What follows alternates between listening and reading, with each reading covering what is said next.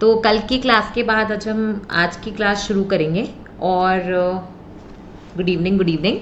और आज की क्लास में हम वहीं से शुरू करेंगे जहां हमने कल छोड़ा था। आज हम क्या पढ़ेंगे? आज हम क्वाड्रिलेटरल्स और 3D में जाने की कोशिश करेंगे। ठीक है, एक बार फटाफट मैं कल की क्लास का रिवीजन भी ले लेती हूँ ताकि आपको पता रहे कि हाँ भाई हमने कहाँ से शुरू किया था। ठीक है, देखो कल एक तो हमने क्या किया था, हमने बेसिक्स जो होता है ज्योमेट्री का वो समझा था। ठीक है, अब बेसिक्स ऑफ ज्योमेट्री में हमने क्या किए थे, हमने एज बेसिक एज एंगल्स की बात करी थी। ठीक है, दूसरी चीज हमने किस चीज की बात करी थी, हमने स्ट्रेट लाइंस और पैरेलल लाइंस के कॉन्सेप्ट की बात करी थी। ठीक है, और तीसरी चीज हमने किस चीज की बात करी थी, हमने बात करी थी ट्राइंगल्स की। ठीक है, तो हमने ट्राइंगल्स की जितनी प्रॉपर्टीज होती हैं, जितने पॉसिबल क्वेश्चंस वगैरह बनते हैं वो सारे देख लिए थे। आज हम क्या करेंगे, आज हम थोड़ा सा आगे जाएंगे और आज हम बात करेंगे 4 लाइंस जब साथ में जुड़ती हैं तो वो क्वाड्रिलेटरल बनाती हैं। वो क्या बनाती है? क्वाड्रिलेटरल। तो हम क्वाड्रिलेटरल में आगे बढ़ते हुए सब क्या क्या पढ़ेंगे, हम क्वाड्रिलेटरल के अंदर, ये चाहो तो अपनी कॉपीज में बना सकते हो, हम क्या पढ़ेंगे, क्वाड्रिलेटरल। क्वाड्रिलेटरल क्या होता है, जिसमें 4 साइड्स होती हैं। अब इसमें जैसा मैंने कल बताया था अलग अलग कॉन्सेप्ट्स आते हैं। एक आता है आपका पैरेललोग्राम का, एक आता है रेक्टेंगल का, एक आता है स्क्वायर का, ठीक है, एक आता है रोम्बस का, और एक जो आपके एग्जाम में नहीं पूछा जाता है वो है ट्रेपीजियम। ठीक है, तो आज हम क्या करेंगे, ये नोट सबको विजिबल है प्रॉपरली?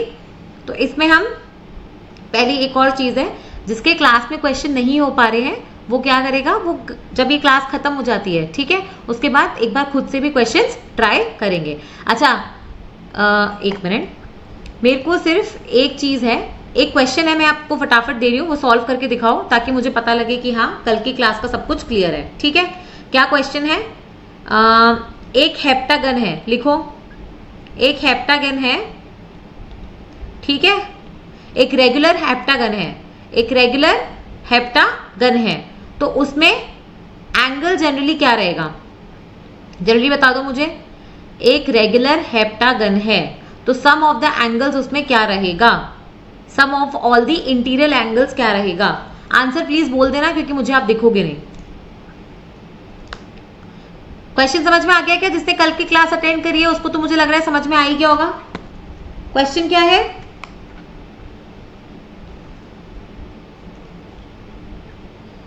क्वेश्चन है कि हेप्टागन है, हेप्टागन मतलब क्या हो जाएगा, कितनी साइड्स होंगी इसकी? आंसर करो फटाफट कोई। 1440। थोड़ा जोर से बोलना, सुनाई नहीं दिया। 1407। अच्छा, बाकी सबका भी आंसर यही आ रहा है क्या? पहले तो मुझे बताओ हेप्टागन में कितनी साइड्स होंगी? 7। Very good. और अपना फॉर्मूला क्या था?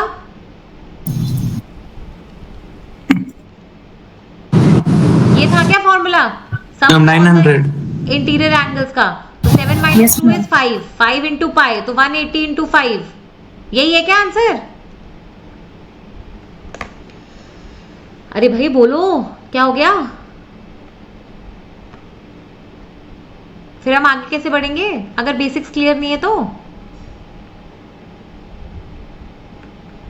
आ रहा है क्या सबको या नहीं आ रहा? Yes ma'am. अच्छा ठीक है, एक मिनट मैं चैट देख लेती हूँ। प्लीज किसी को नहीं आ रहा है तो बता देना। ये कपिल शर्मा ने 6 लिखा है, कपिल रॉन्ग है। ये हेप्टागन में 6 नहीं होता, हेक्सागन में 6 होता है, हेप्टागन में 7 होता है, ठीक है, ऑक्टागन में 8 होता है, करेक्ट है, डेकागन में 10 होगा, है ना? तो ये चीजें हमें याद रहनी चाहिए। ओके ओके, तो अब आ जाओ पैरेललोग्राम पे। देखो पैरेललोग्राम होता क्या है, पहले तो मुझे ये बताओ। मैंने कल बताया था पैरेललोग्राम मतलब एक बेसिकली ऐसा क्वाड्रिलेटरल जिसमें ऑपोजिट साइड्स एक दूसरे के पैरेलल हैं। ठीक है, इसका मतलब ये बिल्कुल भी नहीं है कि पैरेललोग्राम में ये दोनों साइड इक्वल भी होंगी। ये गांठ बांध लो, ये वाली बात बहुत इंपॉर्टेंट है। स्क्वायर और रेक्टेंगल में ऐसा हो सकता है कि ऑपोजिट साइड्स इक्वल है, ठीक है, लेकिन पैरेललोग्राम का मतलब सिर्फ ये है कि साइड्स एक दूसरे के पैरेलल हैं। इसका मतलब ये बिल्कुल भी नहीं है कि साइड्स एक दूसरे के इक्वल है। अब मुझे बताओ एरिया ऑफ पैरेललोग्राम कैसे निकालोगे? इसमें बेसिकली पैरेललोग्राम क्या है, अगर आप देखोगे तो ये ट्राइंगल से मिलके बना है। ट्राइंगल का एरिया क्या होता है, हाफ बेस इनटू हाइट। तो पैरेललोग्राम का एरिया कितना हो जाएगा, देखो अगर मैं कोई भी पैरेललोग्राम बनाऊं, ठीक है, और मैं यहां से एक डायग्राम बना दूं, तो एक तो ये वाला ट्राइंगल हो गया और एक ये वाला ट्राइंगल हो गया ना।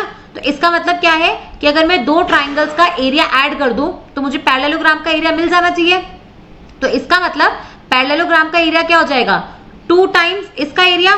तो अगर मैं इसको 2 से मल्टीप्लाई करूंगी तो क्या बचता है, बेस इनटू हाइट। इसलिए देखो यहाँ पे लिखा है एरिया कितना है पैरेललोग्राम का, बेस इनटू हाइट। तो बेस तो कोई भी ले लो, है ना, और ये वाली हाइट हो जाएगी। तो जो बेस लोगे उसके परपेंडिकुलर जो भी लाइन होगी वो आपकी हाइट हो जाएगी, ठीक है।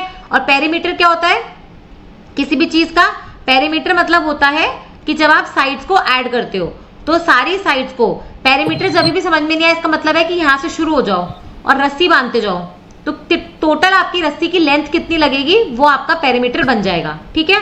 तो यहाँ पे कितना पेरीमीटर हो जाएगा, ये वाला लेंथ प्लस ये वाला लेंथ प्लस ये वाला लेंथ प्लस ये वाला लेंथ। समझ में आ रहा है क्या, तो twice the sum of adjacent side, वो एक ही बात है।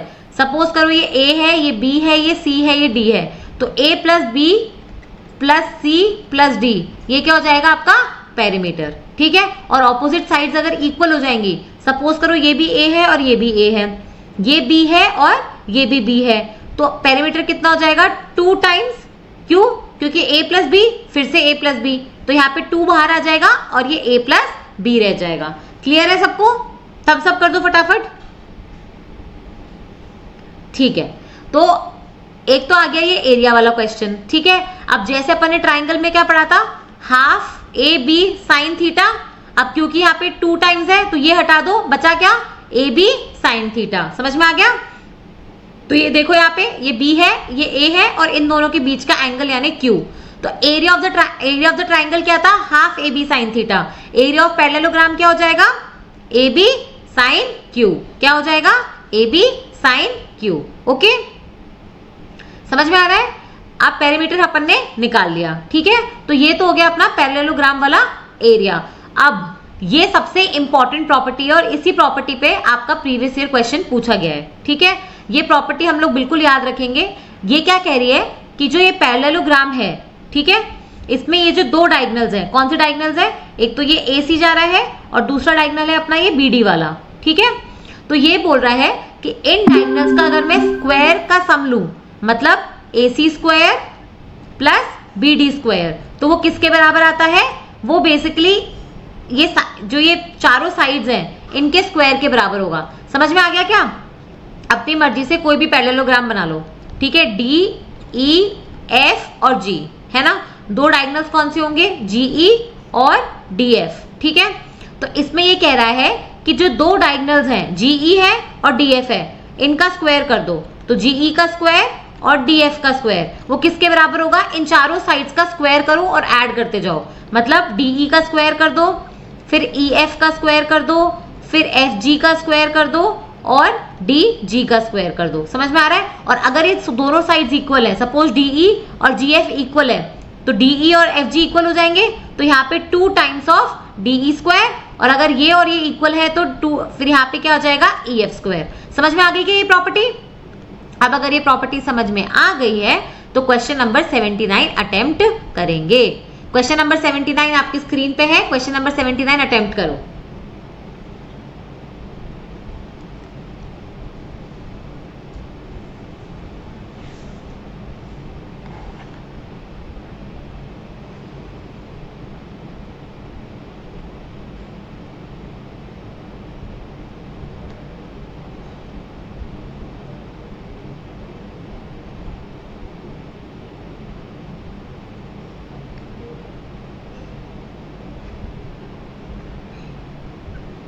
हो रहा है क्या अटेम्प्ट,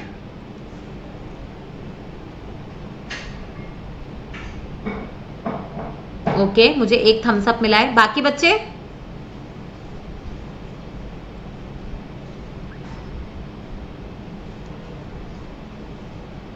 क्वेश्चन अटेम्प्ट हो रहा है क्या।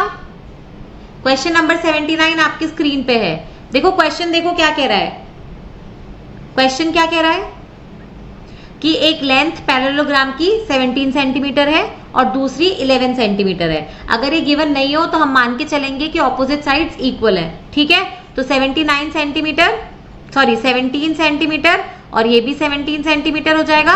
ये 11 सेंटीमीटर है तो ये भी 11 सेंटीमीटर हो जाएगा। ये बोल रहा है कि एक डायगोनल की लेंथ 26 है, तो मुझे बताओ अपन ने जो भी प्रॉपर्टी पढ़ी थी उससे अपन दूसरी डायगोनल की लेंथ निकाल सकते हैं ना। आंसर क्या आ रहा है फटाफट बताओ।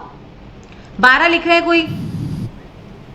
17 का स्क्वायर प्लस 11 का स्क्वायर कितना हो जाएगा, इज इक्वल टू 26 का स्क्वायर प्लस जो दूसरी डायगोनल का स्क्वायर है वो हमें पता नहीं है, वो हमें निकालना है। तो करो 7, मैंने बोला था ना कल जब स्क्वायर के वैल्यूज होंगे वो 30 तक याद कर लेना, बोला था ना। अब देखो काम आ जाएगा। 17 का स्क्वायर कितना होता है 289, 11 का स्क्वायर कितना होता है 121, 26 का स्क्वायर कितना होता है बताओ जल्दी। इसलिए मैं बोल रही थी कि कल 30 तक याद कर लेना। 676। वेरी गुड, जिसने भी बोला ये वेरी गुड। 676 और प्लस डी का स्क्वायर। अब सॉल्व करो। 289, कुछ तो गड़बड़ हुई है। क्या गड़बड़ हुई है, अच्छा 2 मिस हो गया हमारा यहाँ पे, सॉरी। इसमें यहाँ पे आगे 2 भी आएगा, नहीं तो माइनस में नेगेटिव हो जाएगा, है ना।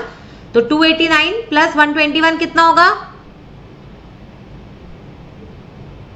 410 को 2 से मल्टीप्लाई करेंगे तो 820 में से 676 जाएगा तो कितना हो जाएगा 144। और 144 का स्क्वायर रूट क्या होता है, कल बोला था ना याद कर लेना, स्क्वायर रूट 12। ठीक है, तो डायगोनल का आंसर कितना आ रहा है 12। कितने लोगों का आ गया था वैसे ये आंसर,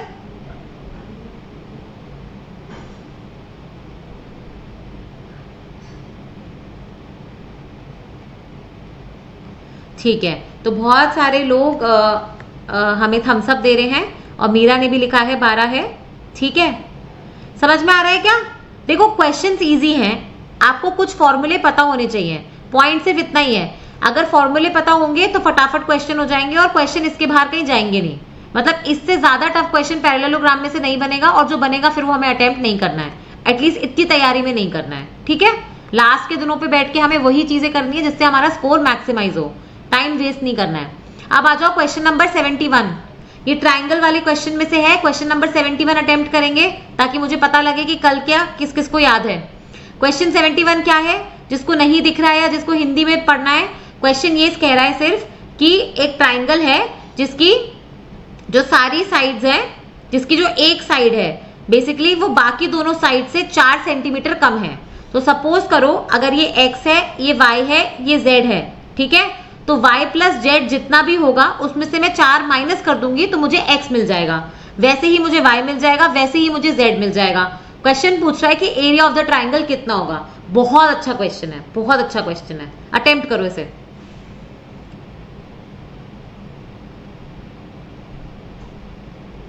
बहुत ही प्यारा क्वेश्चन है। क्वेश्चन समझ में आ गया सबको।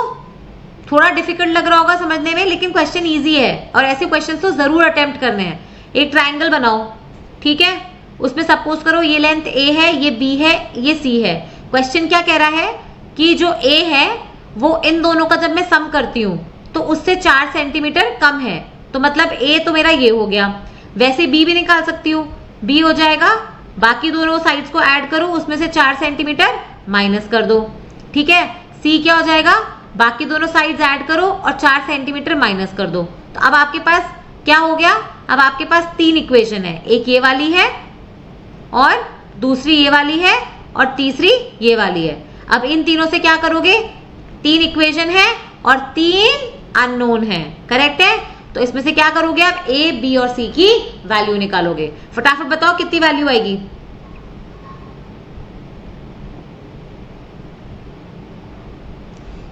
क्वेश्चन समझ में आ गया ना सबको। ओके, प्रदीप ने तो आंसर भी लिख दिया है जो बिल्कुल राइट है। बाकी बच्चे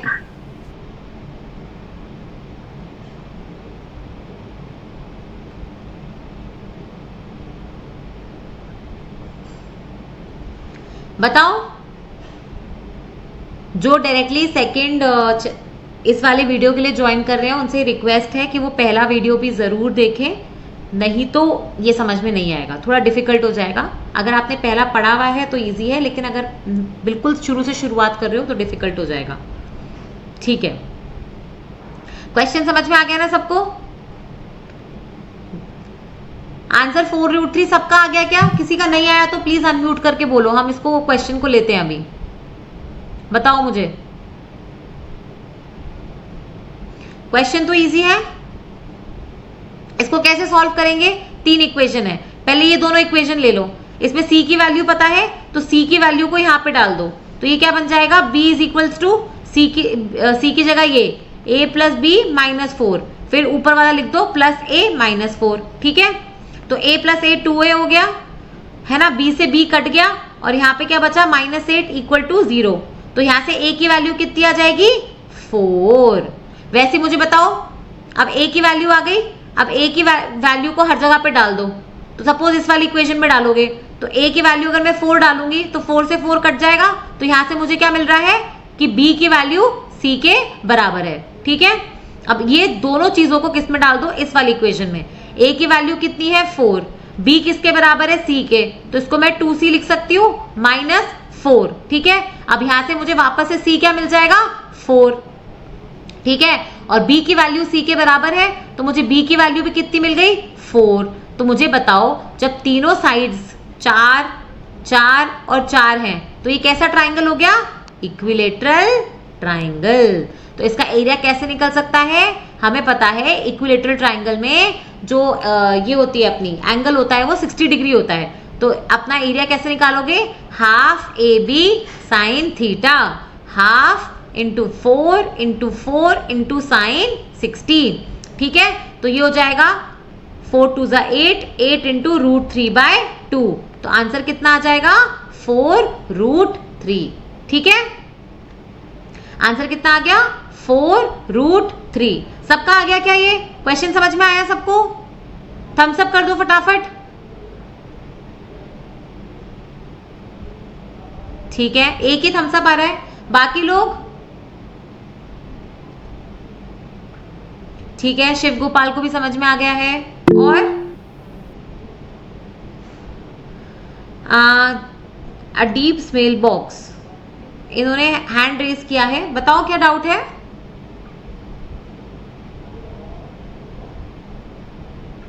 देखो, जो डाउट है वो पूछते चलो।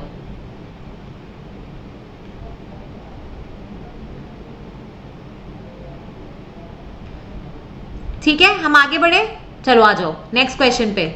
ये क्वेश्चन नंबर, ये सारे क्वेश्चन जो ऐसे है ना 79, 71, 83 ऐसे नंबर अजीब से लिखे हुए, ये सारे आपके PYQs हैं जो आपके UPPSC के एग्जाम से लिए गए हैं। ठीक है, क्वेश्चन नंबर 83 आपकी स्क्रीन पे, इसको अटेम्प्ट करो।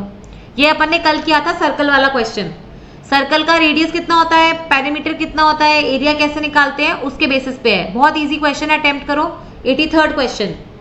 क्वेश्चन क्या कह रहा है कि अगर कोई सर्कल है, उसका रेडियस इस तरीके से इंक्रीज किया कि उसका जो सरकमफेरेंस है वो 10% से बढ़ गया, तो एरिया कितने से बढ़ेगा? क्वेश्चन समझ में आ गया? कल जो अपन ने क्वेश्चन किया था और आज के क्वेश्चन में डिफरेंस क्या है? कल जो क्वेश्चन किया था उसमें रेडियस बढ़ रहा था, ठीक है, तो अपन पूछ रहे थे कि एरिया क्या होगा। अब यहाँ पे रेडियस ना देने की बजाय पहले ये बोल रहे हैं कि सरकमफेरेंस बढ़ा दिया है ना, और अब आपसे पूछ रहे हैं कि एरिया पे क्या फर्क पड़ेगा। तो बीच में पहले आपको क्या पता लगाना पड़ेगा कि रेडियस का क्या हुआ, और उसके बाद आप एरिया पे कूदोगे। समझ में आ रहा है? पहले पता लगाओ रेडियस का क्या हुआ, और फिर रेडियस का पता लग जाए तो अपने एरिया का क्या हुआ। समझ में आ गया क्वेश्चन? तो देखो क्वेश्चन कैसे होगा। आपने को बोला है, सपोज करो ये सर्कल है, ठीक है, तो ये ओरिजिनल सर्कल है। ओरिजिनल सर्कल का जो पेरीमीटर है या सरकमफेरेंस है वो था 2πr1, ठीक है। अब ये बोल रहे हैं मैंने पेरीमीटर 10% से इंक्रीज कर दिया। कोई भी चीज 10% से इंक्रीज कर दी मतलब 1.1 टाइम्स हो गई, तो 1.1 P1 जो है वो 2π सपोज कोई R2 हो गया, ठीक है। समझ में आ गया? अब P1 की जगह ये वाली वैल्यू डाल दो, तो 1.1 into 2πr1 is equals to 2πr2। 2π से 2π कैंसिल, इसका मतलब R2 भी कितना हो गया मेरा R2 मतलब जो नया रेडियस है, अगर मेरे सर्कल का सरकमफेरेंस में 10% बढ़ाती हूं तो मेरा रेडियस भी 10% ही बढ़ रहा है। तो मुझे बताओ एरिया का क्या हो जाएगा। एरिया होता है पाई आर स्क्वायर। पहला वाला एरिया था पाई R1 स्क्वायर, जो नया वाला एरिया है वो है पाई R2 स्क्वायर। पाई और R2 की जगह क्या लिखेंगे, 1.1 R1 का स्क्वायर, ठीक है। 1.1 मतलब 11 का स्क्वायर, ठीक है, तो वो होता है 121, तो 1.21 पाई R1 स्क्वायर। समझ में आ गया? तो ये तो पुराना वाला एरिया हो गया और ये नया वाला एरिया हो गया, तो ये कितना परसेंटेज इंक्रीज हुआ है, 121, ठीक है। कितना परसेंटेज इंक्रीज हुआ है, 121 हुआ है, 21% हुआ है, 21%, ठीक है, 21%। तो दो लोगों ने तो मुझे आंसर लिख दिया है, बाकी बच्चे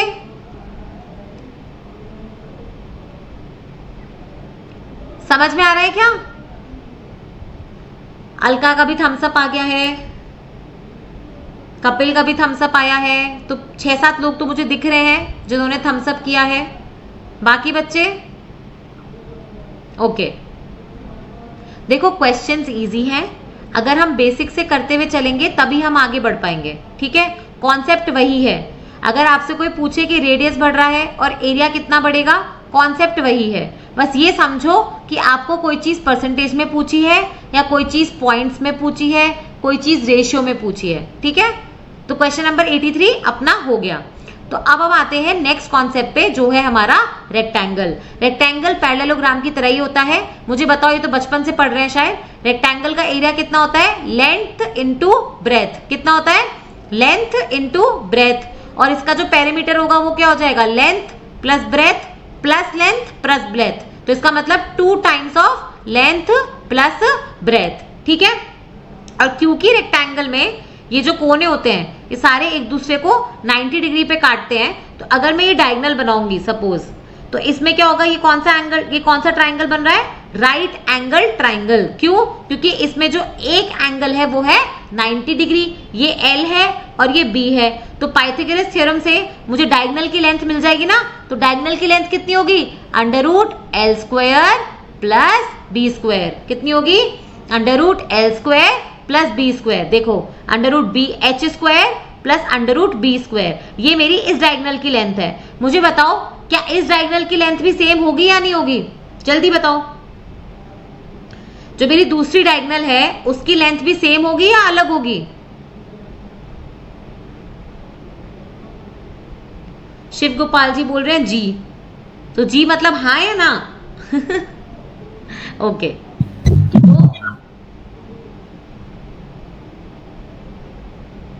क्या होगी, सेम होगी अलग होगी, जल्दी बताओ। सेम होगी। Very good. तो रेक्टेंगल में हमें एक प्रॉपर्टी का क्या पता लगा कि डायगोनल्स जो होते हैं उनकी जो लेंथ होती है वो सेम होती है। और कितनी होती है, दोनों साइड्स के स्क्वायर को ऐड करके अंडर रूट कर दो, ठीक है। ओके, तो डायगोनल की लेंथ भी हमें मिल गई। अब आते हैं हम कुछ very important properties of rectangle पे।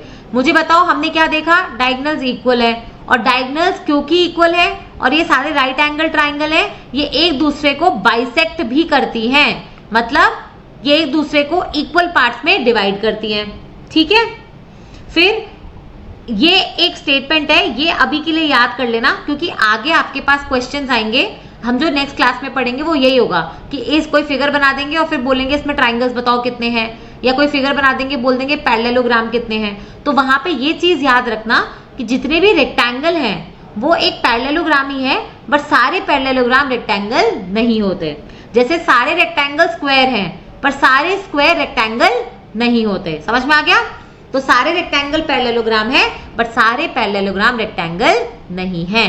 अब इसी बात पे एक थोड़ा सा डिफिकल्ट क्वेश्चन है, क्वेश्चन नंबर 18, ये यूपीएससी के CSAT का क्वेश्चन है, इसको अटेम्प्ट करेंगे, ठीक है। क्वेश्चन हिंदी और इंग्लिश दोनों में लिखा है, तो प्लीज रीड करके इसको सॉल्व करो। क्वेश्चन नंबर 18,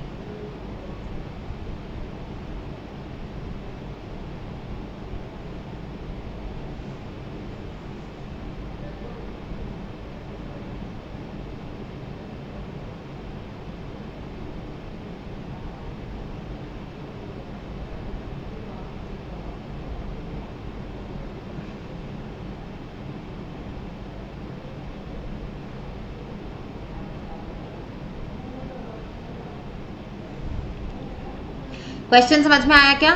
थोड़ा डिफिकल्ट लग सकता है पर डिफिकल्ट नहीं है, मेरे साथ बने रहो। क्वेश्चन क्या बोल रहा है कि एक रेक्टेंगुलर फ्लोर है, मतलब बेसिकली एक रेक्टेंगल है, उसकी 4 मीटर लेंथ है और 2.2 मीटर उसकी विड्थ या ब्रेथ है। ठीक है, अब वो बोल रहा है कि अपन को इस पर टाइल्स बिछानी है। एक टाइल जो है वो कितने सेंटीमीटर बाय कितने सेंटीमीटर, देखो मैं इसलिए बोल रही थी, यहाँ आपकी फ्लोर मीटर में है और टाइल का साइज सेंटीमीटर में है, तो यहाँ गड़बड़ मत कर देना, या तो इसको मीटर में बदल लो। तो टाइल कितनी हो गई 1.4 मीटर और 0.6 मीटर। ठीक है, अब सही है, 1.4 मीटर और 0.6 मीटर। अब ये बोल रहा है हमको टाइल्स इस तरीके से लगानी है ऐसे कि ये एक दूसरे पे ओवरलैप भी नहीं हो और पूरी फ्लोर आपकी टाइल से कवर हो जाए। ये तो हम घरों में भी यूज करते हैं ना, किसी का घर बनता है तो अपन काउंट करके लाते हैं कि भाई लगभग इतनी टाइल्स लगेंगी, तो यही वाला चीज यूज करते हैं। अब ये बोल रहा है कि मैक्सिमम नंबर ऑफ टाइल्स कितनी लग सकती हैं, तो क्या करेंगे इसमें हम लोग, कौन सा कॉन्सेप्ट यूज करेंगे, एरिया का या पेरीमीटर का? मुझे बस इतना बता दो। एरिया का। वेरी गुड, इसमें एरिया। वेरी गुड, इसमें हम क्या कर रहे हैं, हमें पूरा एरिया कवर करना है। पेरीमीटर मतलब कब यूज करते हैं, जब हम इसकी बाउंड्री पे चलते। तो अगर हमसे कोई ये बोलता कि हमें इसकी बाउंड्री पे कुछ लगाना है तो हम पेरीमीटर यूज करते, पर इसके अंदर कुछ लगाना है तो हम क्या यूज करेंगे, एरिया। और ये बाउंड्री वाला क्वेश्चन भी आ चुका है सीसैट में। ठीक है, तो कंफ्यूजन नहीं होना है, अंदर लगानी है टाइल्स इसलिए एरिया यूज करेंगे। अब मुझे बताओ एरिया ऑफ रेक्टेंगल कितना है, 4 इंटू 2.2, और इस पूरे एरिया में आपको सपोज करो n टाइल्स लगती हैं और एक टाइल का एरिया कितना है 1.4 इंटू 0.6। अब इसको सॉल्व कर लो, इसको डिवाइड करो तो क्या हो जाएगा 4 इंटू 2.2 डिवाइडेड बाय 0.6 इंटू 1.4। ठीक है, तो ये कितना हो जाएगा 2 2 ज़ा 4, 2 3 ज़ा 6। बताओ फटाफट। 220/21 आ रहा है, होल नंबर नहीं आ रहा है मैम इसमें। हाँ, तो जो नियर बाय होल नंबर है उसमें कर लो। ऑप्शन में क्या गिवन है देखो, बताओ कौन सा होल नंबर आ रहा है आपका। 220 क्या आ रहा है बाय 220/21। तो लगभग 10 के आसपास। Yes ma'am. हाँ, तो 9 के आसपास आपका मतलब जो भी है आपका जो आंसर है वो 9 के आसपास आएगा। ठीक है, समझ में आ गया क्या? जो भी होल नंबर आएगा उसमें ले लेंगे, क्योंकि इसमें क्या होगा कि कुछ टाइल्स आधी भी लग रही होंगी ना, तो वो वाला सीन है ये। ठीक है, एक्चुअली एरिया पूरा डिवाइड नहीं हो रहा है, मतलब रूम का एरिया और टाइल्स के हाँ। उससे डिवाइड नहीं हो रहा। तो अपन ऐसे क्वेश्चंस में क्या करेंगे, हमेशा नियर बाय जो भी होल नंबर है उसका आंसर लेंगे। कॉन्सेप्ट क्लियर होना चाहिए कि हाँ ये अपना कॉन्सेप्ट है।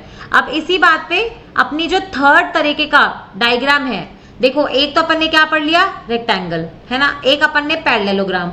अब तीसरा जो तरीके का फिगर होता है वो होता है रोम्बस। रोम्बस के बारे में मैंने आपको कल एक चीज बताई थी, क्या, ये ऐसे काइट जैसी शेप का, पतंग जैसी शेप का दिखता है, और इसमें सारी साइड्स एक तो इक्वल होती हैं और इसके जो डायगोनल्स हैं वो एक दूसरे को बाइसेक्ट करते हैं। ठीक है, तो ये डायगोनल्स एक दूसरे को बाइसेक्ट करते हैं। ठीक है, पहली ये तो प्रॉपर्टीज तो हमने कल पढ़ ली थी। और ये जो और एक और चीज है, रोम्बस में भी जो ये डायगोनल्स है ना एक दूसरे को बाइसेक्ट तो कर ही रही हैं पर 90 डिग्री पे कर रही हैं। ठीक है, तो मैंने बताया था ना कि ये क्या बनता है, हर इसमें 4 ट्राइंगल बन रहे हैं और हर ट्राइंगल एक राइट एंगल ट्राइंगल है। ठीक है, समझ में आ गया? अब ये वाली प्रॉपर्टीज याद करनी है हमें, क्या कि एरिया क्या होता है रोम्बस का, तो यहाँ पे देख लो एरिया है बेसिकली कि याद ही कर लो, हाफ इंटू D1 D2, बस half into D1 D2। D1 क्या है, एक डायगोनल की लेंथ, और D2 क्या है, दूसरे डायगोनल की लेंथ। ठीक है, बेसिकली क्या होता है अपना half D1 D2 sine theta triangle का एरिया होता है ना, और यहाँ पे जनरली हम ये मान के चल रहे हैं कि जो थीटा है वो 90 डिग्री है। इसमें मत जाओ ये कैसे डिराइव हुआ, ये डायरेक्टली याद कर लो फॉर्मूला। क्या फॉर्मूला होगा, हाफ D1 और D2। ठीक है, और नहीं तो इसमें दूसरा जो एरिया का फॉर्मूला है वो क्या हो जाएगा, जो भी आपकी एडजेसेंट साइड्स होती हैं उनके बीच का साइन ऑफ एंगल करोगे तो उससे भी लगभग सेम आंसर आएगा। हाफ D1 D2 ही अपने को याद रखना है। ठीक है, दूसरी चीज क्या है, ये तो मैंने आपको पहले भी याद करवाया है कि जैसे सारे रेक्टेंगल पैरेललोग्राम है, बट सारे पैरेललोग्राम रेक्टेंगल नहीं है, वैसे ही सारे रोम्बस पैरेललोग्राम है, पर क्या सारे पैरेललोग्राम रोम्बस है? बिल्कुल नहीं। ठीक है, बट सबसे इंपॉर्टेंट है ये वाली चीज, ये बहुत इंपॉर्टेंट है। क्या? एक रोम्बस और स्क्वायर में क्या फर्क है? ये पतंग जैसी दिखने वाला और एक स्क्वायर में क्या फर्क है? स्क्वायर में भी सारी साइड्स इक्वल होती हैं, रोम्बस में भी सारी साइड्स इक्वल होती हैं। स्क्वायर में भी जो डायगोनल होती है वो बाइसेक्ट करती है, रोम्बस में भी डायगोनल बाइसेक्ट करती है। स्क्वायर में भी जो डायगोनल्स होती है वो 90 डिग्री पे बाइसेक्ट करती है, रोम्बस में भी 90 डिग्री पे बाइसेक्ट करती है। तो फर्क क्या चीज में है? पता है फर्क क्या है आपको स्क्वायर और रोम्बस में? स्क्वायर में साइड्स में, बताओ कौन बोल रहा है? साइड्स के बीच में एंगल 90 डिग्री होता है, स्क्वायर में इसमें नहीं होता है। वेरी गुड, बस यही फर्क है। स्क्वायर में ये जो साइड्स है ना, ये 90 डिग्री पे इंटरसेक्ट कर रही हैं, पर रोम्बस मैंने कैसा बनाया है? पतंग जैसी शेप का, तो ये एंगल 90 डिग्री नहीं है। तो क्या मुझे बताओ सारे स्क्वायर रोम्बस है क्या? नहीं। बट क्या सारे रोम्बस स्क्वायर हो सकते हैं क्या? उल्टा बोला है मैंने? रोम्बस स्क्वायर नहीं होगा। करेक्ट है, रोम्बस हो भी सकता है, नहीं भी हो सकता, बट सारे स्क्वायर जो हैं, है ना, वो रोम्बस होंगे या नहीं होंगे? भाई देखो, ऐसे क्वेश्चन कैसे होते हैं, ये आपके आते हैं अजम्पशन और वो वाले क्वेश्चंस में कि all this are this and some this are this, वो कैसे सॉल्व करते हो? सीधी बात देखो, रोम्बस की कितनी प्रॉपर्टीज है? रोम्बस में 3 प्रॉपर्टी होना जरूरी है। क्या? पहली क्या है? सारी साइड्स इक्वल होनी चाहिए। दूसरी, डायगोनल्स एक दूसरे की इक्वल होनी चाहिए और बाइसेक्ट करनी, सॉरी, डायगोनल्स एक दूसरे को बाइसेक्ट करनी चाहिए। और तीसरा, डायगोनल्स एक दूसरे को 90 डिग्री पे बाइसेक्ट करनी चाहिए। अब आ जाओ स्क्वायर। स्क्वायर में क्या प्रॉपर्टीज है? 4। सारी साइड्स इक्वल, डायगोनल्स एक दूसरे को बाइसेक्ट करती है, मतलब एक दूसरे को बराबर काटती है, डायगोनल्स एक दूसरे को 90 डिग्री पे काटती है, और चौथी प्रॉपर्टी है कि साइड्स भी एक दूसरे को 90 डिग्री पे काटती हैं। तो मुझे बताओ कि जो स्क्वायर है उसमें रोम्बस की तो तीनों प्रॉपर्टी सेटिस्फाई हो रही है ना, तो सारे स्क्वायर रोम्बस हो सकते हैं। बट क्या रोम्बस स्क्वायर बन सकता है क्या? बन सकता है, बट सारे रोम्बस स्क्वायर नहीं होते। क्यों? क्योंकि ये चौथी प्रॉपर्टी सेटिस्फाई नहीं हो रही। समझ में आ गया क्या? क्लियर है? ओके, ठीक है। तो ऐसे ट्रैप वाले क्वेश्चन पूछे जाते हैं। तो जब भी कंफ्यूजन हो ना, तो हमेशा हर चीज को लिख के सॉल्व करो कि यहाँ पे बना लो कि भाई इसमें क्या क्या हो रहा है, दूसरी चीज बनाओ और फिर कंपेयर करो। समझ में आ गया? तो बड़ी चीज में छोटी चीज तो शामिल है, बट छोटी चीज को बड़ी चीज नहीं बना सकते। अब इसी बात पे क्वेश्चन नंबर 59 सॉल्व करेंगे। क्या करेंगे? आशीष, क्या डाउट है बताओ? मैम ये बोल रहा था कि तो सेम एनालॉजी हम पैरेललोग्राम और रेक्टेंगल में भी लगा रहे हैं ना, सेम? हाँ, सेम है। बड़े और छोटे का ही खेल है। बेसिकली आप प्रॉपर्टीज लिखोगे। देखो, रोम्बस में भी जो ऑपोजिट साइड्स है वो एक दूसरे के पैरेलल है या नहीं है, ये बताओ। है मैम, पैरेलल है ना? तो पैरेललोग्राम तो है वो, बट क्या सारे पैरेललोग्राम रोम्बस है? नहीं, क्योंकि वो रेक्टेंगल भी हो सकते हैं, वो स्क्वायर भी हो सकते हैं, है ना? ओके, चलो अब आ जाओ क्वेश्चन नंबर 59। किसी ने तो सॉल्व भी कर दिया है। किसने सॉल्व किया है ये? प्रदीप पहले 10 लिख रहे हैं, फिर 20 लिख रहे हैं। प्रदीप, आंसर क्या है, 20 या 10?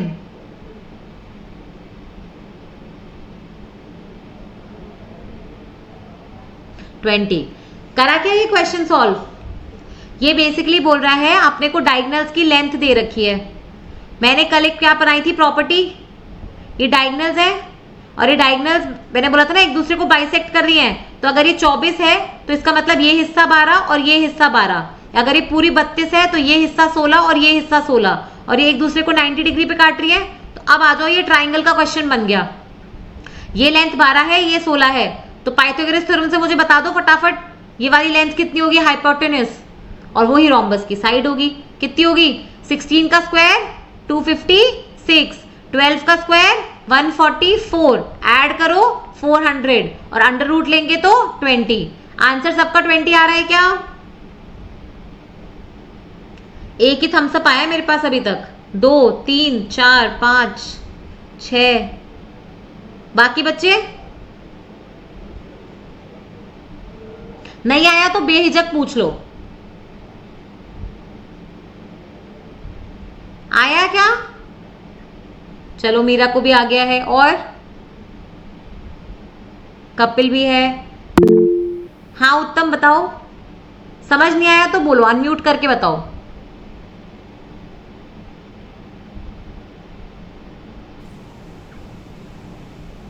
हाँ उत्तम बताओ। Ma'am can you repeat once again please? हाँ बिल्कुल बिल्कुल, इसमें प्लीज की कोई बात ही नहीं है। ये देखो रोम्बस की क्या प्रॉपर्टी थी, सारा प्रॉपर्टीज का खेल है ये। रोम्बस की प्रॉपर्टी थी कि ये जो डायगोनल्स होती हैं वो एक दूसरे को बाइसेक्ट करती हैं। बाइसेक्ट का मतलब क्या होता है, एक दूसरे को इक्वल काटती हैं। अपने को रोम्बस की दो डायगोनल्स की लेंथ दे रखी है 24 सेंटीमीटर और 32 सेंटीमीटर, ठीक है। तो 24 सेंटीमीटर, तो अगर ये पूरी 24 है तो ये आधी कितनी होगी 12, और ये भी 12। वैसे ही अगर ये पूरी 32 है तो ये आधी कितनी होगी, ये 16 और ये भी 16। अब इस वाले ट्राइंगल पे आ जाओ, इसमें ये लेंथ 16 दे रखी है, ये लेंथ 12 दे रखी है, ये मुझे पता है 90 डिग्री है।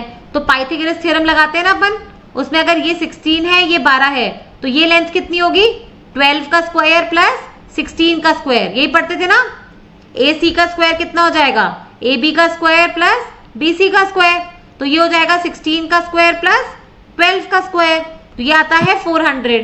पर 400 क्या है, ए सी का स्क्वायर, तो ए सी कितना हो जाएगा अंडर रूट 400, वो कितना हो जाएगा 20। समझ में आया? Okay yes ma'am, thank you. अरे नो प्रॉब्लम, ठीक है, वेरी गुड। तो अलका कह रही है क्वेश्चन इजी लग रहे हैं, क्वेश्चन इजी ही हैं और ये बहुत स्कोरिंग है, ठीक है। क्वेश्चन नंबर 65 पे आओ, सॉल्व करो फटाफट। ये भी बहुत इजी क्वेश्चन है, इसमें बस एक स्टेप आगे जाना है। इसमें साइड निकालने के बाद पैरामीटर भी निकालना है।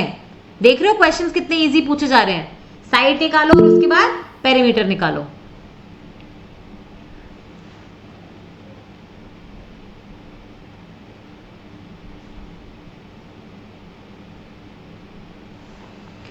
ये कैसे होगा, सेम क्वेश्चन है, साइड की लेंथ 20 थी तो पेरीमीटर कितना होगा।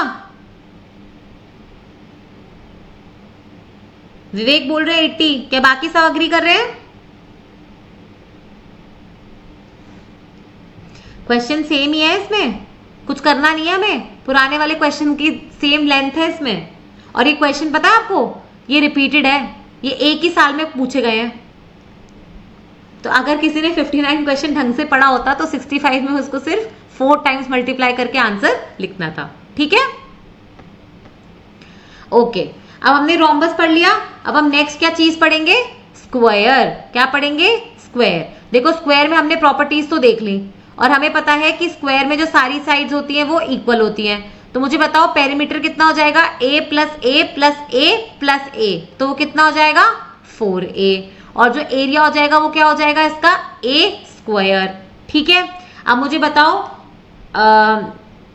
ये जो पेरीमीटर हो गया, एरिया हो गया, अब डायगोनल निकालनी है। तो क्योंकि स्क्वायर में ये साइड्स भी 90 डिग्री पे है तो डायगोनल की लेंथ कितनी हो जाएगी, a square plus A square का अंडर रूट, तो a square plus A square का अंडर रूट, एक minute, a square plus A square का अंडर रूट, तो वो कितना हो गया under root of 2a square. तो इसमें से a बाहर निकल गया, a अंडर रूट 2, तो डायगोनल की लेंथ कितनी हो गई, a अंडर रूट 2। अब मुझे इतनी चीज बता दो, क्या स्क्वायर में भी डायगोनल्स इक्वल रहेंगी? Yes ma'am. करेक्ट है ना, क्योंकि आप कहीं से भी ले लो सारी साइड सेम है तो डायगोनल भी सेम रहेगी, ठीक है।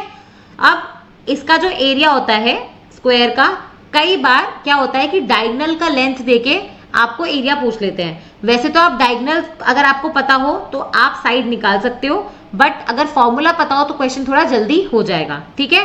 तो इसका डायरेक्ट फॉर्मूला होता है एरिया का हाफ डायगोनल का स्क्वायर। क्या है, हाफ इंटू डायगोनल का स्क्वायर। तो एक फटाफट से क्वेश्चन कर दो, इसको दो तरीके से सॉल्व कर सकते हैं। सपोज करो डायगोनल की लेंथ दे रखी है 12 सेंटीमीटर, ठीक है। तो एक तो क्वेश्चन हो गया, मुझे बता दो कि साइड क्या होगी स्क्वायर की, उसका लेंथ क्या है, और दूसरा उसका एरिया क्या है। क्वेश्चन समझ में आ गया? मैंने आपको डायगोनल का लेंथ दिया है 12 सेंटीमीटर और मैं आपसे दो क्वेश्चन पूछ रही हूं, एक तो स्क्वायर की साइड कितनी है वो बता दो और दूसरा स्क्वायर का एरिया कितना है।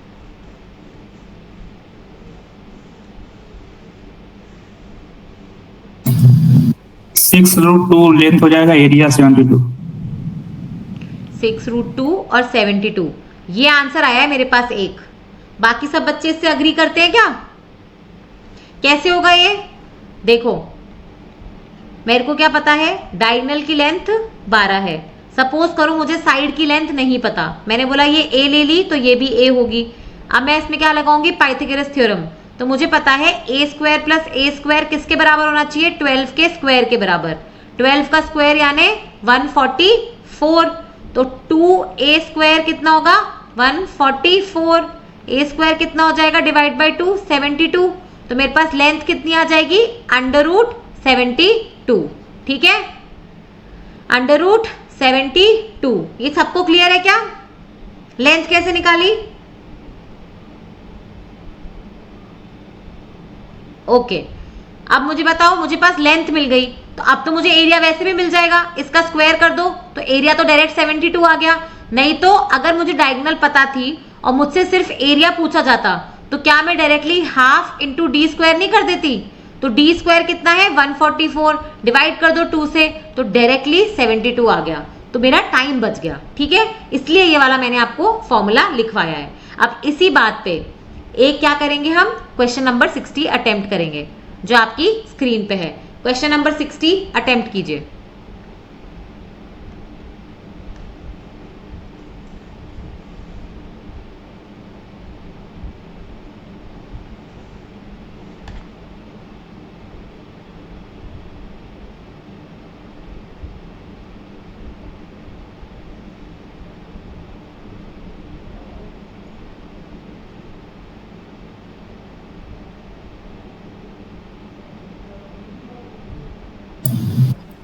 हो गया क्या क्वेश्चन?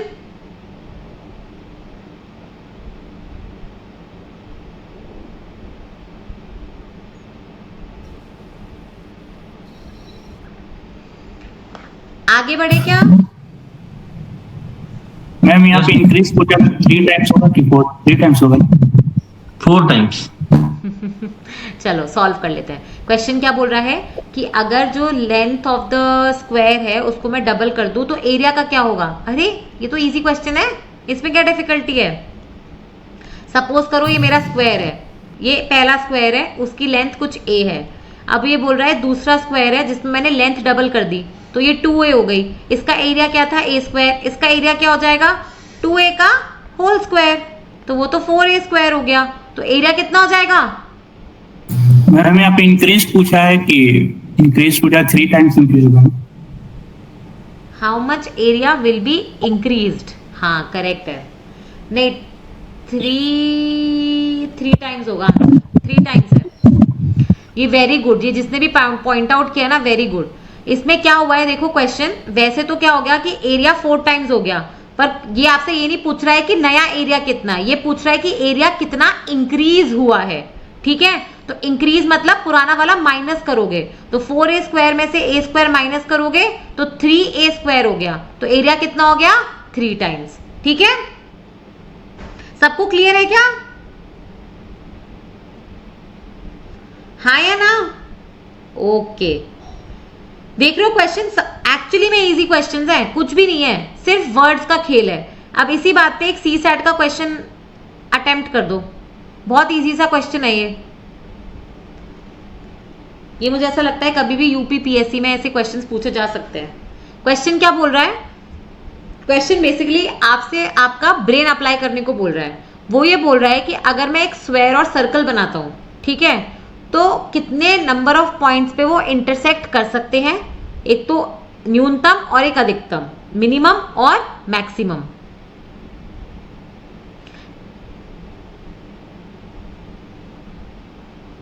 क्या आंसर आ रहा है?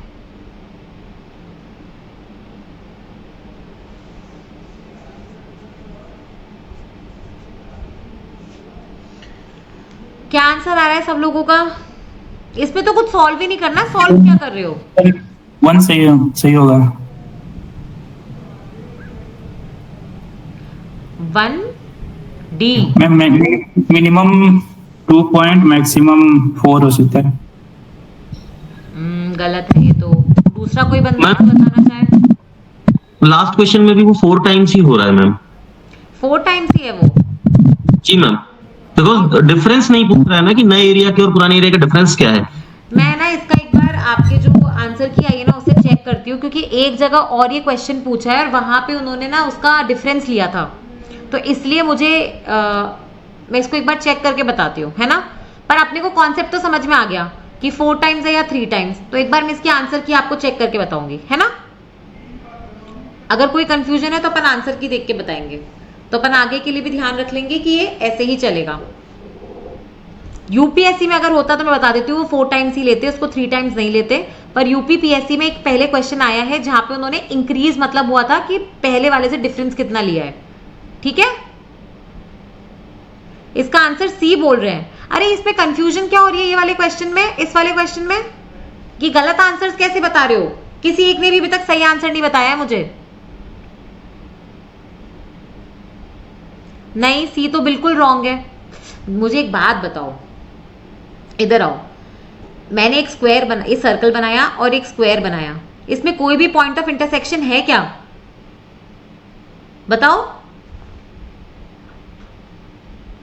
है क्या इसमें? नहीं है ना इसमें कोई भी पॉइंट ऑफ इंटरसेक्शन। तो minimum number of point of intersection क्या होंगे? 0। जरूरी थोड़ी है कि स्क्वायर सर्कल के क्रॉस होके निकले, स्क्वायर तो सर्कल से बाहर भी हो सकता है या नहीं? अरे हाँ या ना बोलो। Yes ma'am. समझ में आ रहा है क्या? इसमें कहीं भी ये लिखा है क्या कि आपको जबरदस्ती स्क्वायर को सर्कल से टच कराना है? कहीं भी लिखा है? नहीं लिखा है। तो हम ये क्या मान सकते हैं कि ये दोनों एक दूसरे से अलग हो सकते हैं। तो जब ये एक दूसरे के अलग हैं तो क्या इनमें कोई भी पॉइंट ऑफ इंटरसेक्शन दिख रहा है? नहीं। तो पहला स्टेटमेंट तो आउटराइटली गलत हो गया। अब कंफ्यूजन हो सकती है दूसरे स्टेटमेंट में। देखो सीधी बात ये है, आपको निकालने मैक्सिमम नंबर ऑफ पॉइंट्स। मुझे एक बात बताओ, सपोज मैंने एक सर्कल बनाया है ना, मैं कैसे स्क्वायर बनाऊं कि आपको लगे यार ये सबसे ज्यादा तरीके से इंटरसेक्ट कर रहा है? तो मैं कुछ ऐसा कर सकती हूं,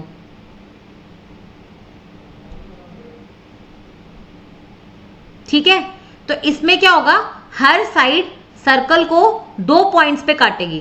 समझ में आ रहा है क्या? हर साइड सर्कल को 2 पॉइंट पे काटेगी।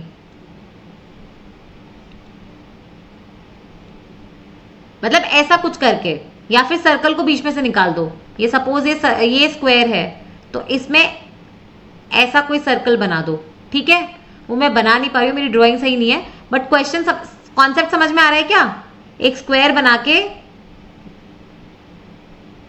ऐसा कोई सर्कल, ठीक है। तो देखो हर साइड को 2 जगह काट रहा है, पर 3 जगह काट ही नहीं सकता कोई सर्कल, क्योंकि अगर ऊपर 3 जगह काटेगा तो फिर वो यहां से गुजरेगा नहीं और ना यहां से गुजरेगा, ठीक है। तो कितने नंबर ऑफ पॉइंट्स पे मैक्सिमम टच कर सकता है एक सर्कल और स्क्वायर?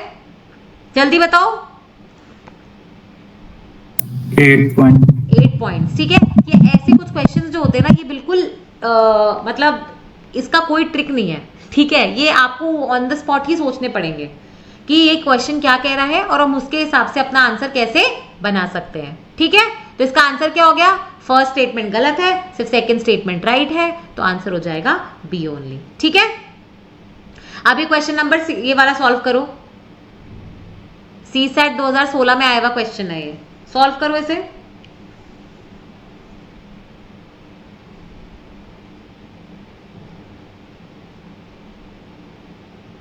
क्वेश्चन क्या कह रहा है कि कोई एग्रीकल्चर या खेती बाड़ी की कोई जमीन है, ठीक है। उसमें जो उसकी लेंथ वो रेक्टेंगल के फॉर्म में है, लेंथ उसकी x1 है और ब्रेड्थ उसकी x2 है। हमें नहीं पता x1 कितना है और x2 कितना है, बस हमें इतना पता है कि उन दोनों का जो जोड़ है वो 40 है। अब हमें ये बोल रहा है कि इस पे से जो ये, अगर मैं इसका एरिया निकालूं, अभी मुझे x1 और x2 की वैल्यू नहीं पता है, बस उनका जोड़ पता है। अब ये बोल रहा है कि मैं x1 और x2 का से अगर मैं एरिया निकालूं तो वो उस एरिया की वैल्यू किस नंबर से ज्यादा नहीं हो सकती। क्वेश्चन समझ में आ गया? 400 से। Very good. कैसे आया ये आंसर? 20 + 20 मैक्सिमम होगा। Very good. देखो अभी देख रहे हो, इस क्वेश्चन को पढ़ाने का कोई तरीका नहीं है मेरे पास, ठीक है। ये आपको वही सोचना है ये कैसे होंगे ये वाले क्वेश्चन। मुझे इतना पता है कि x1 x2 छोड़ो, यहाँ पे a और b ले लो। अगर a और b को ऐड करने पे 40 मिलता है, मुझे बताओ ऐसी कौन सी वैल्यू है जिसमें a भी हाईएस्ट होगा और b भी हाईएस्ट होगा, जब a भी 20 है और b भी 20 है। क्योंकि अगर मैं a को 21 करूंगी तो b 19 हो जाएगा, समझ रहे हो। तो दोनों मैक्सिमम कहां पे है? जब दोनों 20-20 हैं। तो एरिया भी तभी मैक्सिमम होगा। भाई एक रेक्टेंगल है जिसकी लेंथ भी छोटी है और ब्रेड्थ भी छोटी है, तो उसका एरिया छोटा होगा। और एक रेक्टेंगल है जिसकी लेंथ भी बड़ी है, मैक्सिमम है, और ब्रेड्थ भी बड़ी है, तो एरिया भी मैक्सिमम होगा।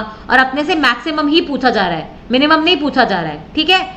विल नॉट एक्सीड मतलब इसके ऊपर नहीं जाएगा, तो मैक्सिमम पूछा जा रहा है, तो इसलिए एरिया क्या हो जाएगा 20 इंटू 20, तो 400 स्क्वायर मीटर से ऊपर ज्यादा एरिया नहीं होगा, ठीक है। समझ में आ रहा है क्या? ये पूछने लायक क्वेश्चंस है ना, यूपीपीएससी में कभी भी पूछे जा सकते हैं, मतलब इतने अच्छे क्वेश्चंस हैं ये। ओके, अब इसी बात पे हम लोग चलेंगे ट्रेपीजियम की तरफ। देखो ट्रेपीजियम मैं कराना नहीं चाहती हूं क्योंकि एक भी क्वेश्चन नहीं पूछा गया है, ठीक है। लेकिन जस्ट इन केस के लिए बस एक फॉर्मूला याद कर लो मेरे लिए, और कुछ भी नहीं है, वो है इसके एरिया का फॉर्मूला, ठीक है। ट्रेपीजियम का एरिया कितना होता है? पहली बात तो ट्रेपीजियम कैसे बनता है, एक ये वाला ट्राइंगल, एक ये वाला ट्राइंगल और बीच में एक स्क्वायर, ठीक है।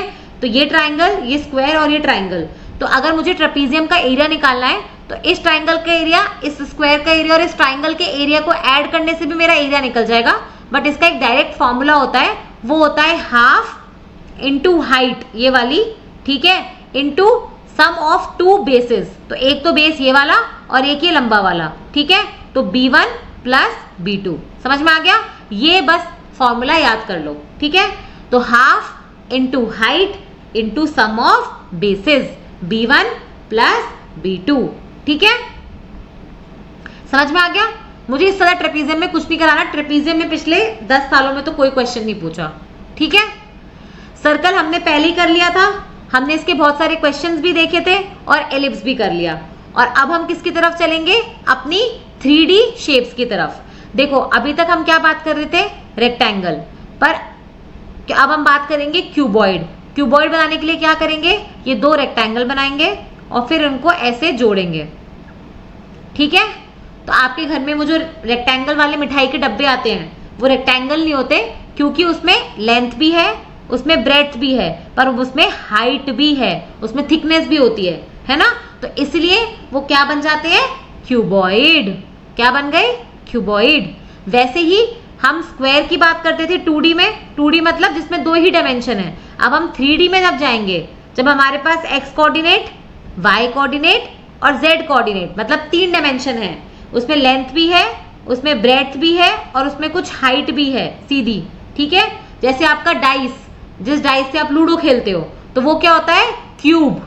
क्यूब मतलब क्या होता है, जो स्क्वायर से बना है। तो दो स्क्वायर ले लो, ठीक है, और उनको ऐसे जोड़ दो, तो ये जो बन गया, ये डाइस जैसा दिख रहा है, इसको क्या बोलेंगे, क्यूब। वैसे ही 2D में होता है सर्कल, 2D में क्या होता है, सर्कल, और 3D में क्या होता है, स्फीयर, गोला, जैसे आपकी बॉल, ठीक है। तो 2D में तो हो गया सर्कल और 3D में हो गई बॉल, ठीक है। वैसे ही 2D में क्या था, ट्रेपीजियम, ठीक है, लेकिन 3D में क्या बनता है, कोन, ठीक है, आपकी बर्थडे कैप। और वैसे ही 3D में एक और चीज आती है, वो आती है सिलेंडर, ठीक है। क्या आती है, सिलेंडर। तो इन तरीके की शेप्स। और एक और चीज, जैसे सर्कल है उसका क्या बनता है, सेमी सर्कल, वैसे स्फीयर का क्या बनता है, हेमीस्फेयर। क्या बनता है, हेमीस्फेयर, ये आधा स्फीयर, जैसे आधी कटी हुई बॉल, ठीक है। अब इसमें क्या करेंगे, हम याद करेंगे फॉर्मूले। तो आप क्या करोगे, आप अपनी कॉपी में ऐसे शीट बनाओगे और उसको ऐसे डिवाइड करोगे, ठीक है। उस डिवीजन में एक साइड लिखोगे 2D और एक साइड लिखोगे 3D। कहने का मतलब है कि मैंने सपोज यहाँ पे लिखा रेक्टेंगल, तो रेक्टेंगल का एरिया कितना होता था, लेंथ इंटू ब्रेड्थ, करेक्ट है। अब मैं यहाँ पे किसकी बात कर रही हूँ, क्यूबॉइड, ठीक है। तो इसका एरिया कितना होता है, length into breadth into height, ठीक है। वैसे ही पेरीमीटर क्या होता था रेक्टेंगल का, 2 times of length plus breadth, ठीक है। वैसे ही क्यूबॉइड का जो पेरीमीटर है वो क्या हो जाएगा, वो बेस। देखो क्यूबॉइड में कितने फेसेस हैं, बताओ मुझे। ये जो दिख रहा है आपकी स्क्रीन पे, ये क्या है, ये क्यूबॉइड है। तो इसमें ये वाला सरफेस है, ये ऊपर वाला है, नीचे वाला है, साइड वाले हैं, दिख रहा है ये। तो इसमें मुझे बताओ कितने सरफेस हैं, कितने रेक्टेंगल से मिलके बना है, एक ऊपर वाला रेक्टेंगल, एक नीचे वाला रेक्टेंगल, एक साइड वाला रेक्टेंगल, एक इस साइड वाला, 4 और एक ये वाला रेक्टेंगल और एक पीछे वाला, तो 6 रेक्टेंगल से मिलके बनाए, करेक्ट है। तो कितने सरफेस होगा इसके अंदर क्यूबॉइड में? 6। समझ में आया? कितने सरफेस होगा इसमें? 6। ये याद रखना है अपने को। मुझे बताओ एक सरफेस का एरिया कितना है? एक सरफेस का एरिया कितना है? सब कुछ लॉजिकल है, वैसे एक्चुअली फॉर्मूले याद नहीं करते हैं अपन लोग, समझते हैं, लेकिन क्योंकि हम क्रैश कोर्स टाइप कर रहे हैं इसलिए याद कर रहे हैं। देखो एक क्यूबॉइड जो है उसमें ये ऊपर वाला है, सपोज करो ये L है और ये ब्रेथ है, तो इसका एरिया कितना हो जाएगा? Length into breadth. समझ में आ रहा है? ओके। वैसे मुझे बताओ कि अगर ये वाला जो है इसका ये लंबा वाला ऐसे लंबा दिखने वाला जो है, तो इसमें ये वाला तो ब्रेथ हो गया और ये वाला जो हाइट हो गया ये h हो गया, तो इसका एरिया कितना हो जाएगा? b into H. समझ में आ रहा है? तो ऐसे करके आप 6 इंडिविजुअल सरफेस का भी एरिया निकाल सकते हो। निकाल सकते हो नहीं निकाल सकते हो?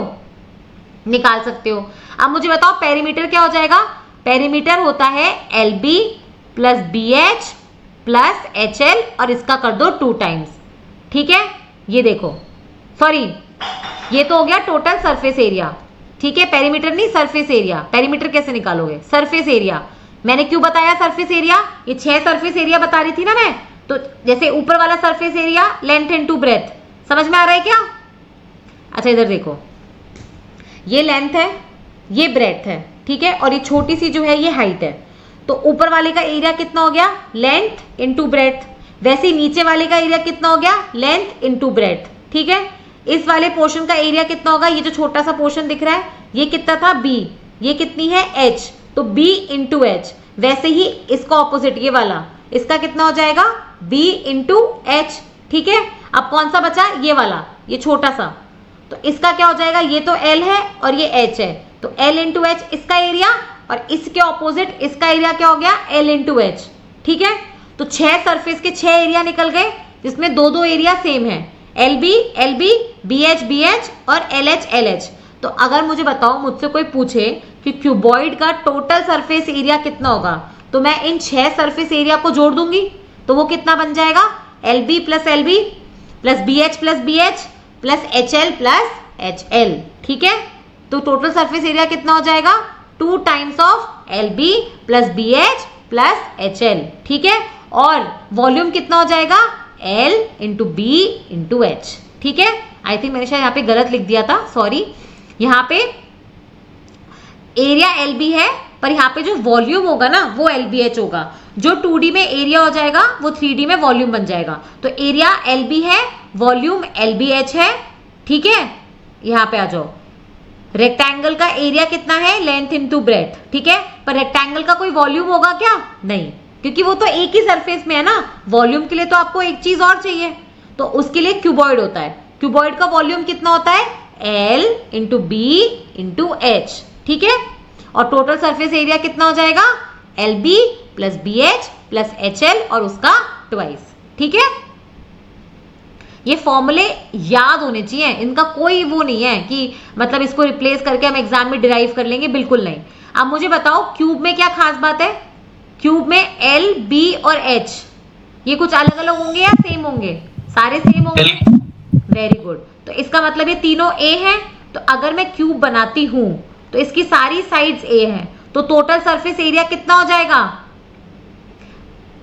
6 टाइम्स ऑफ A स्क्वायर। हाँ वेरी गुड, इसमें एक जो एरिया है वो A स्क्वायर है और ऐसे 6 सरफेस है, तो टोटल सरफेस एरिया कितना हो जाएगा?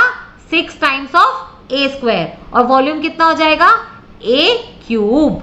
ठीक है, तो ये दोनों फॉर्मूले हो गए क्यूब के। समझ में आ रहा है क्या? हार्ड तो नहीं लग रहा ना?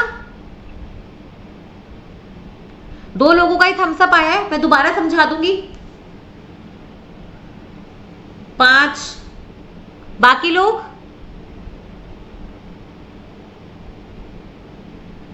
6। मैं आगे नहीं बढ़ूंगी अगर ये क्लियर नहीं है तो, क्योंकि फिर इसके बाद क्वेश्चन थोड़े हार्ड होंगे। ठीक है, 8 बाकी 9। ओके, तो लगभग मुझे लग रहा है कि सबको समझ में आ गया है। ठीक है, तो हमने क्यूब देख लिया, हमने क्यूबॉइड देख लिया। ठीक है, अब इसी बात पे एक क्वेश्चन नंबर 51 सॉल्व करो। थोड़ा सा डिफिकल्ट है, ठीक है, नहीं आएगा तो हम इसको वैसे भी करेंगे क्लास में, क्वेश्चन नंबर 51, बहुत प्यारा क्वेश्चन है। क्वेश्चन कह रहा है कि दो मेरे पास क्यूब है, ठीक है, इन दोनों क्यूब्स का जो वॉल्यूम है वो 27 है, ठीक है, इसका भी 27 है और इसका भी 27 है, वॉल्यूम दे रखा है, ठीक है। अब इसको बोला है कि इन दोनों क्यूब को आपस में जोड़ दो। कहने का मतलब है कि अगर आपके पास दो डाइस हैं, उन डाइस को ऐसे रख दो, तो अब वो क्या बन जाएगा, अब वो क्यूब नहीं रहेगा, क्यों, अब वो क्या बन जाएगा, क्यूबॉइड। वो क्या बन जाएगा, क्यूबॉइड, ठीक है। दो क्यूब्स है, एक ये वाला क्यूब, एक ये वाला क्यूब, इसको मैं जोड़ दूंगी तो क्या बन जाएगा, क्यूबॉइड, ठीक है। तो अब क्यूबॉइड की लेंथ, ब्रेड्थ और हाइट पता कर लो, उसके बाद आपका सॉल्व हो जाएगा। तो आपको सरफेस एरिया क्यूबॉइड का मिल जाएगा। मिल जाएगा क्या, 90 है, 90। ठीक है। बाकी लोग बताएंगे, एक आंसर 90 है।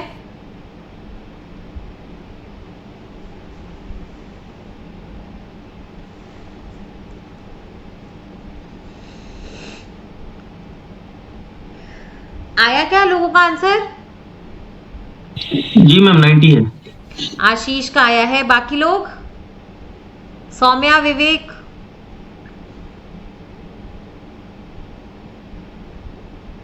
करवाऊं इसको? देखो ये क्वेश्चन क्या कह रहा है, क्वेश्चन कह रहा है आपके पास ये एक क्यूब है ना सपोज, और एक ये वाला क्यूब है, ठीक है, इसका वॉल्यूम है 27 और इसका भी वॉल्यूम 27 ही है। तो मुझे बताओ, हमें पता है वॉल्यूम ऑफ क्यूब क्या होता है, ए क्यूब। तो यहां से मुझे लेंथ मिल गई दोनों क्यूब्स की, वो कितनी है, 3 का क्यूब होता है ना 27, तो मुझे लेंथ मिल गई 3। मतलब जो एक क्यूब है उसकी भी लेंथ 3 है, ब्रेड 3 है, हाइट 3 है, और जो दूसरा क्यूब है उसकी भी 3 है। अब वो बोल रहा है इन दोनों को पास पास रख दो, तो मैंने ये दो क्यूब्स को पास पास रख दिया।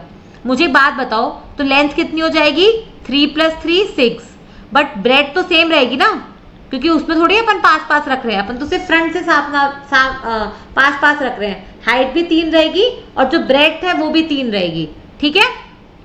तो लेंथ हो गई 6, ब्रेड्थ हो गई 3 और हाइट हो गई 3। अब मुझे बता दो सरफेस एरिया क्या हो जाएगा क्यूबॉइड का, उसका फॉर्मूला क्या था सरफेस एरिया ऑफ क्यूबॉइड का, कहांगे, सरफेस एरिया ऑफ क्यूबॉइड का फॉर्मूला क्या था, LB + BH + HL का ट्वाइस, है ना। और वहां से मुझे क्या मिल जाएगा, मेरा एरिया। तो आंसर 90 आ रहा है क्या, दो लोगों ने बोला है, आशीष और विवेक ने आंसर 90 है। बाकी लोग,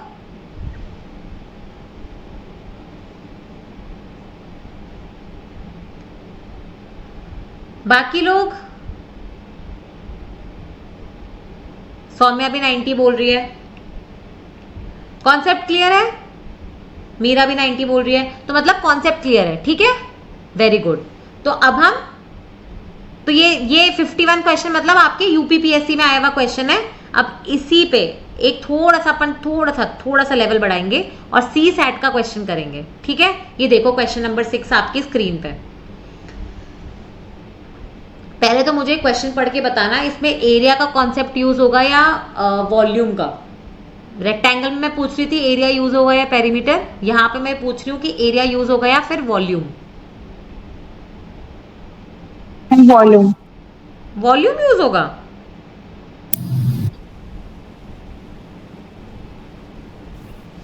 कितने लोग कह रहे हैं वॉल्यूम यूज होगा?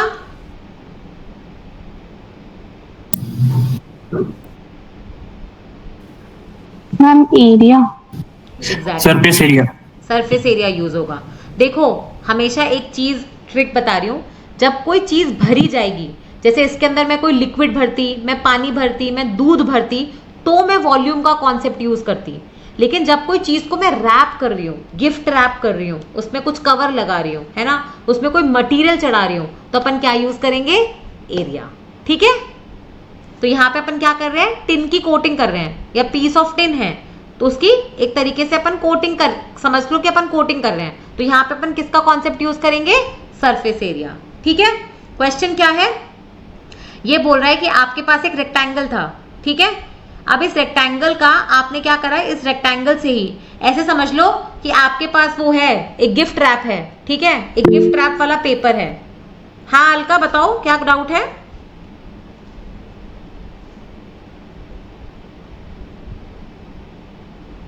अलका कोई डाउट है क्या? नो मैम सॉरी, वो गलती से हो गई। अच्छा अच्छा ठीक है। तो इसको ऐसा समझ लो कि आपके पास कोई गिफ्ट रैपर है, ठीक है, उस गिफ्ट रैपर को आप इस तरीके से मोड़ोगे कि आप क्यूब बना लो, ठीक है।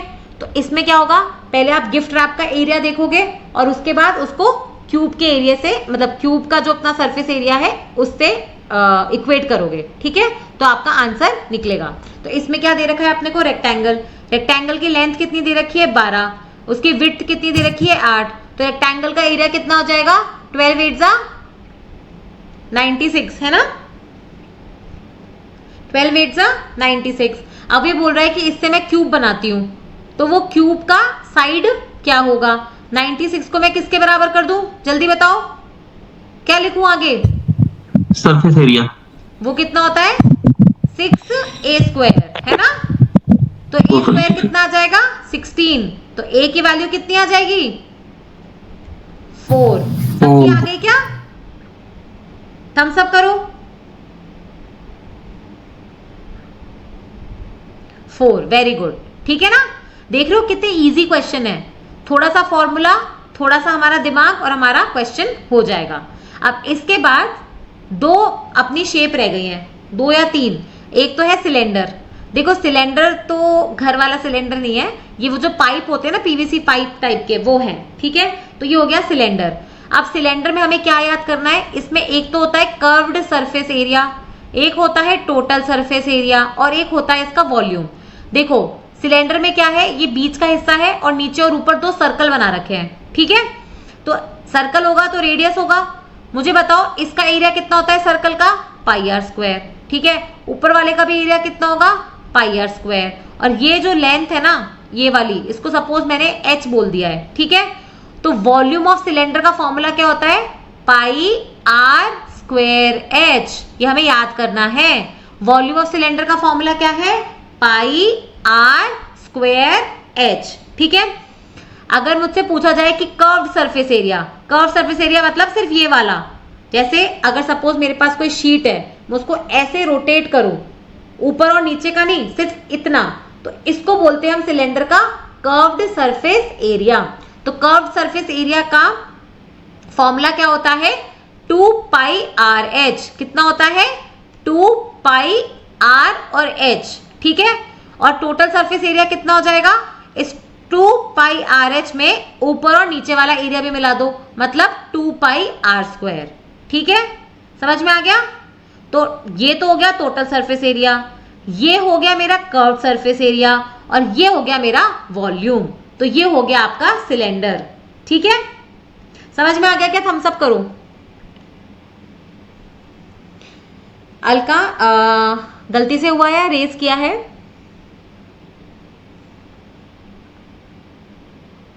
मैम गलती से वो, ठीक है कोई बात नहीं, पर समझ में आ गया ना। तो सिलेंडर में हमें 3 फॉर्मूले याद करने हैं, एक तो उसका वॉल्यूम जो है πr²h, एक है उसका कर्व सरफेस एरिया जो है 2πrh, और एक है उसका टोटल सरफेस एरिया जिसमें हम 2πr² को भी ऐड कर देंगे, ठीक है। फिर आता है हमारा कोन, ठीक है। हो सकता है आपको लगे कि मैम ये काम के नहीं है, पर एक क्वेश्चन जो अगर आएगा भी ना तो फॉर्मूला बेस्ड आएगा, और अगर वो फॉर्मूला का क्वेश्चन भी गलत करके आ गए तो फिर क्या मतलब है। तो इसलिए कोन। अब मुझे बताओ, कोन में भी नीचे तो सर्कल है और ऊपर ये टोपी जैसी बना रखी है ना, ट्राइंगल जैसा है, पर वो ट्राइंगल नहीं है, क्योंकि कोन में क्या होगा, आगे पीछे भी होंगी चीजें, है ना। तो इसमें क्या होगा कि ये कोन है, तो कोन में नीचे का एरिया तो हो गया πr², ठीक है। कोन में ये वाली जो है ना, ये तो हाइट होती है, और ये जो स्लांट हो रहा है ना, इसको होता है लेंथ, ठीक है। तो कोन का अगर आप बोलोगे तो ये कर्व्ड सरफेस एरिया, कि अगर मैं मेरे पास टोपी होती है ना, तो ये जो कर्व्ड सरफेस एरिया है मेरा, ये कितना होता, πrl, कितना होता πrl, ओके। और टोटल सरफेस एरिया में मैं क्या करूंगी, नीचे का भी ऐड कर दूंगी πr², और जो वॉल्यूम होता है कोन का वो होता है 1/3 πr²h, मतलब जितना आपका सिलेंडर का वॉल्यूम है उसका 1/3 कर दो, ठीक है। तो वॉल्यूम ऑफ सिलेंडर क्या था, πr²h, और उसका 1/3 कर देंगे तो 1/3 πr²h, वो हो जाएगा वॉल्यूम ऑफ कोन, ठीक है। फॉर्मूले ज्यादा लग रहे हैं क्या, इनको एक शीट मैंने बताई थी ना शुरू में कि 14-15 पेज छोड़ देना, उसमें फ्रंट पेज पे लिख लेना ये कि रेक्टेंगल का एरिया, रेक्टेंगल का पेरीमीटर, क्यूबॉइड का एरिया, क्यूबॉइड का वॉल्यूम, स्क्वायर का एरिया, स्क्वायर का पेरीमीटर, क्यूब का एरिया और क्यूब का वॉल्यूम, ठीक है, सर्कल का एरिया, सर्कल का पेरीमीटर, फिर ऐसे ही स्फेयर का एरिया, स्फेयर का वॉल्यूम, ये सेमी सर्कल का पेरीमीटर, सेमी सर्कल का एरिया, फिर हेमीस्फेयर का वॉल्यूम, हेमीस्फेयर का एरिया, ठीक है। इधर फिर वापस आ जाओ इधर साइड पे, अब क्या बचा अपना कोन और सिलेंडर, उनके अलग से लिख लेना, ठीक है। ऐसे करके फ्रंट पेज पे एक शीट बना लेना, एग्जाम से पहले से 2 मिनट में रिवाइज हो जाएगा। ओके, ये ट्रिक्स हैं, जैसे आपको, नहीं तो एग्जाम में क्या होता है प्रेशर के अंदर ये चीजें भी भूल जाते हैं। अब अपने पास जो काम की चीज है वो है स्फीयर, ये लास्ट शेप है। देखो स्फीयर में अपन क्या याद करते हैं, स्फीयर में भी याद करेंगे एक तो एरिया, अब स्फीयर का तो कोई और छोर है नहीं, तो एरिया क्या हो जाएगा 4πr², और इसका जो वॉल्यूम होता है वो होता है 4/3πr³, ठीक है, 4/3πr³। अब अगर आपको ये 2 फॉर्मूले याद हो गए तो क्वेश्चन नंबर 74 अटेम्प्ट करेंगे। ये आपका प्रीवियस ईयर क्वेश्चन है, इसको सॉल्व करेंगे। क्वेश्चन नंबर 74 आपकी स्क्रीन पे देख लो, बिल्कुल सिमिलर क्वेश्चन पूछ रहे हैं कि लेंथ बढ़ा दी तो एरिया का क्या होगा, पेरीमीटर का क्या क्या होगा। वैसे यहाँ पे अगर मैंने रेडियस बढ़ा दिया तो सरफेस एरिया इतना बढ़ गया, तो रेडियस कितना है, ऐसी सब चीजें पूछ रहे हैं। क्वेश्चन अटेम्प्ट करो।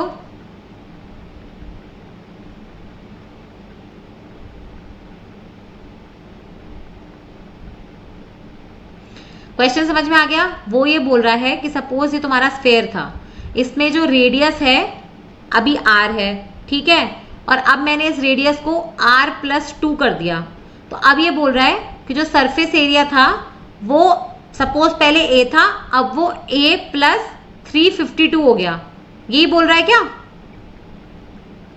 तो रेडियस ऑफ द स्फेयर कितना होगा, तो देखो पहले तो मुझे बताओ कि सरफेस एरिया क्या होता है स्फेयर का 4πr², ठीक है, तो ये तो मेरे a की वैल्यू थी। यहाँ पे जो सरफेस एरिया होगा वो कितना हो जाएगा 4πr+2 का होल स्क्वायर। इसको सॉल्व करो, ये कि सबको ये प्रॉपर्टी पता है क्या, a+b का होल स्क्वायर कितना होता है, a+b का होल स्क्वायर कितना होता है, a² + b²+2ab। तो अगर मैं b की जगह 2 लिख दूं तो a+2 का स्क्वायर कितना हो जाएगा, a² + 2² मतलब 4 + 2a और b का मतलब 2, तो 2 2 = 4, ठीक है। ये समझ में आ रहा है क्या, ये ऐसे हो जाएगा। ये क्लियर है क्या प्रॉपर्टी। वैसे ही और प्रॉपर्टीज बताओ, a + b का होल क्यूब कितना होता है, a³ + b³ + 3ab a+b। Very good. ये सारी ना हम बचपन में पढ़ते थे, पर एक बार लिख लो, a + b का होल क्यूब हो जाएगा a³ + b³ + 3ab × a + b, ठीक है। ओके, तो a + b होल स्क्वायर देख लिया हमने और a + b का होल क्यूब देख लिया। बाकी सारी प्रॉपर्टीज अपन नंबर सिस्टम में देखेंगे। अब मुझे बताओ क्वेश्चन नंबर 74 का आंसर क्या आ रहा है, पहले 6। सबका 6 आ गया क्या, जिसका नहीं आया वो बताओ, फिर अपन क्वेश्चन सॉल्व करेंगे। नहीं तो मेरे पास CSAT के भी 1-2 क्वेश्चंस है, अपन वो सॉल्व करेंगे। आई थिंक सबका आंसर आ गया है, सब लोग थम्स अप भी कर रहे हैं। अब इसी बात पे क्वेश्चन नंबर, ये CSAT का क्वेश्चन है, ये सॉल्व करो, बहुत प्यारा क्वेश्चन है, ये सॉल्व करो, बहुत प्यारा क्वेश्चन है। मतलब अगर UPPSC को थोड़ा सा अपना क्वेश्चन का स्टाइल बदलना हुआ तो ये वाले टाइप के क्वेश्चन पूछने शुरू कर देंगे वो। क्वेश्चन बोल रहा है कि एक विलेज है, उसमें 4000 लोग रहते हैं जिनको 150 लीटर पानी चाहिए एक बंदे को। एक बंदे को एक दिन में 150 लीटर पानी चाहिए, ठीक है। तो 4000 लोगों को कितना चाहिए होगा, पहले तो वो निकालो। अब ये बोल रहा है कि सपोज करो पूरे गांव में एक टंकी है पानी की, उसका मेजरमेंट ये दे रखा है, ठीक है। तो इस पानी की टंकी से अगर लोगों को पानी मिलता है तो वो कितने दिनों तक चल पाएगा। क्वेश्चन क्लियर है, बहुत प्यारा क्वेश्चन है ये, बहुत इजी है और बहुत प्यारा भी है।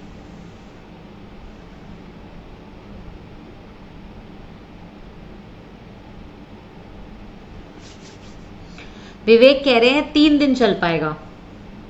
बाकी लोग?